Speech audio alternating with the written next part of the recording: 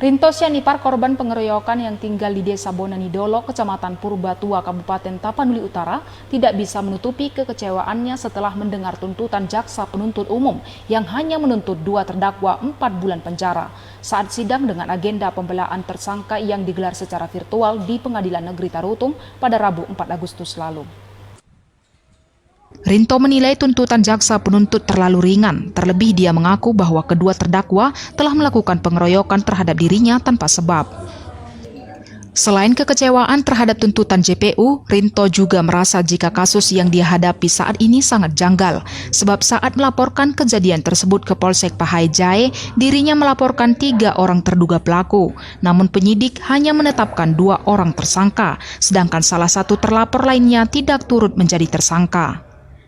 Dirinya juga mengaku sejak peristiwa tersebut, dirinya sering diintimidasi oleh orang tua terdakwa. Kebun salak miliknya dirusak oleh orang tak dikenal, mengeluarkannya dari adat hingga dari gereja. Dikeroyok 3 orang, Pak. Jadi Pak, pada saat itu saya mau mengantarkan orang tua ke tempat abang saya. Setelah saya antar orang tua saya, di situ saya balik lagi ke arah ke Purbatua. Di tengah jalan saya dicegat. Situlah saya dikeroyok sama 3 orang.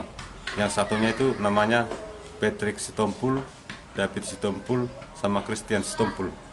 Alamatnya sama, satu desa sama kami. Desa sama saya, desa Bonanidolo. Ya. Setelah kejadian saya melapor ke Polsek Pahai-Jae. Habis itu saya disarankan untuk visum dulu.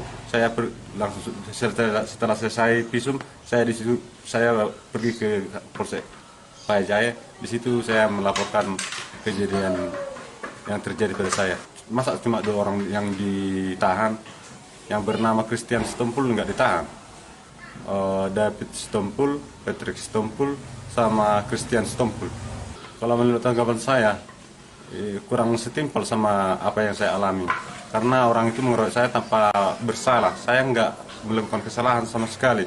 Tiba-tiba orang itu mengeroyok saya. Jadi saya ini kayak tertekan psikis akibat kejadian mereka itu. Jadi kalau menurut saya tuntutan yang 4 bulan itu saya kurang terima. Karena saya itu nggak bersalah dilakukan kekerasan pada orang yang tidak bersalah.